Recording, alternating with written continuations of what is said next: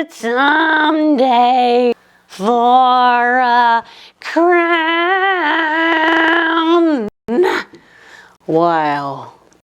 Wow is right. My singing just gets better and better. Thanks for helping me practice for the choir, Billy. Yeah, no problem. Hey, I don't know a whole big bunch about music, but I was thinking, maybe you should work on some basics. You know, like learn the notes on the scale. The scale? You mean how much you weigh can affect how you sing? No, the music scale. Here, try this. Try to sing all of the notes. I'm singing all of the notes. How is that? Good, right? That was something. Thank you. Oh, I can't wait until next week. Will you ask Pastor Russell if I can sing a solo? I reckon I could do that. Oh, good. Well, that's all I can take for today. That's all I can take time for today. You keep practicing that scale, okay? Okay. Bye, Billy. I'm singing all of the notes. Hi, Billy. Hi, Miss April. Is there something wrong? Yeah, I'll say there is. I somehow got myself into helping Steffi practice for the kids' choir, and now she wants me to ask if she can sing a solo. Oh, well, since you've been helping her, maybe she's improved since the last time I heard her. No, Miss April. I think she's actually gotten worse since I've been helping her, if that's at all possible. So you don't think she's ready for a solo then? Miss April, if the folks in Big Church heard her sing, they'd run out of the room holding their ears. I don't think it would be quite that bad. It would. Hey, my little brother's got the flu right now. Maybe if I ask her to come babysit him, she'll catch it too and won't be able to sing next week. Billy, you can't hope that she gets sick. You're right. Oh, I can just tell her that church has been canceled next week. That way she won't show up. Billy, that would be lying. Do you know what honesty means? Well, I know it's always the best policy. My mama's always saying, honesty's the best policy.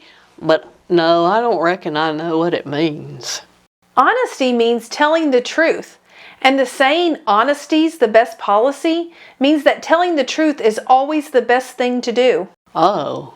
We have to always be truthful with what we do and say. Oh.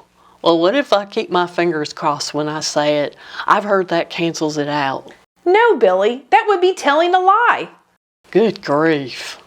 You know, Billy, whenever we tell a lie, it's like a snowball. Oh. I guess I'm not sure what that means. You know how you can make a little snowball in your hand, and then if you roll it around in the snow, it gets bigger and bigger? Oh yeah, then you can make a big old snowman. First you put a big old big one on the bottom, and then a medium one in the middle, and a smaller one on top.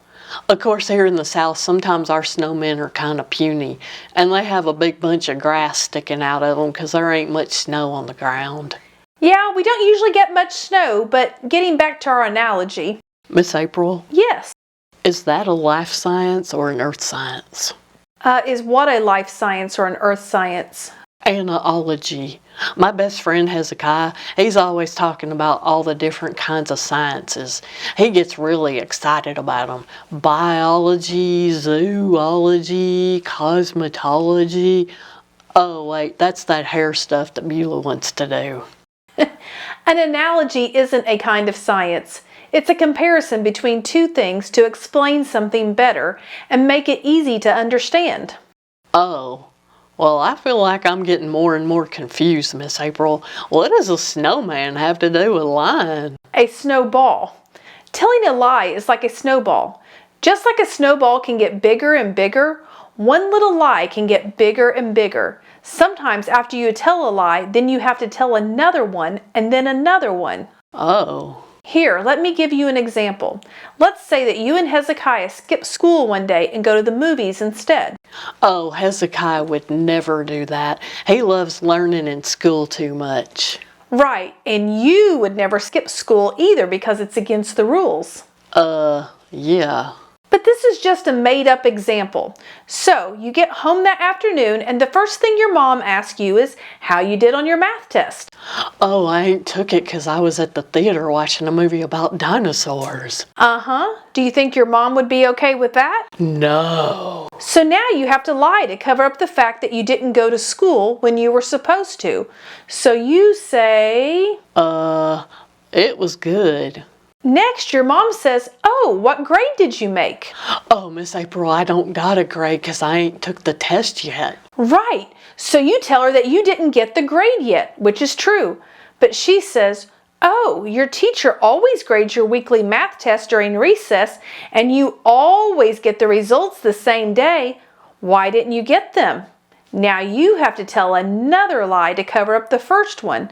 So you say...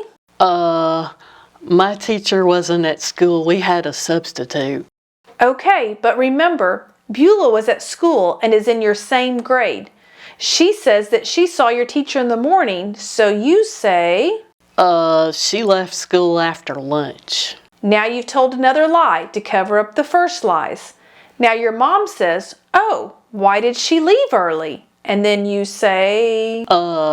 She wasn't feeling good. Now your mom's concerned about her and she picks up her phone to text her to check on her.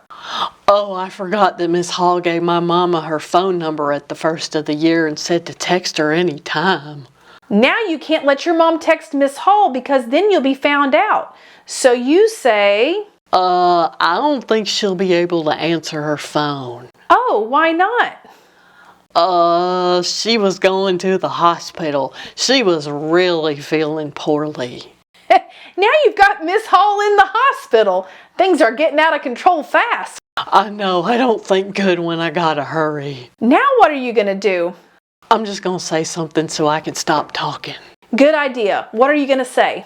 Well, I gotta go study for my math test tomorrow. Your math test? You just told your mom that you did great on your math test. Now she's gonna want to know why you've got to study for it. Oh goodness, that's right.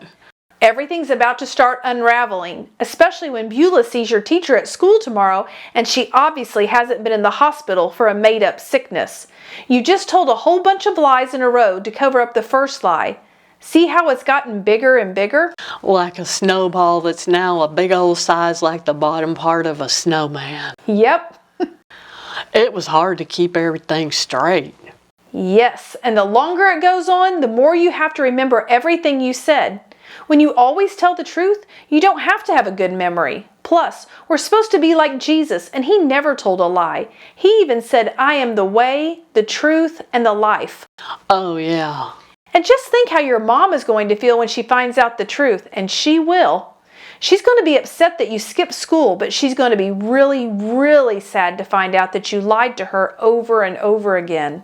Oh, now she ain't gonna trust me no more. Right. Even when you're telling the truth about something, she's going to wonder about it.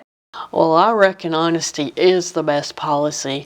Seems like there'd be some kind of exception when you ain't being honest to protect somebody's feelings, though. Like with Steffi.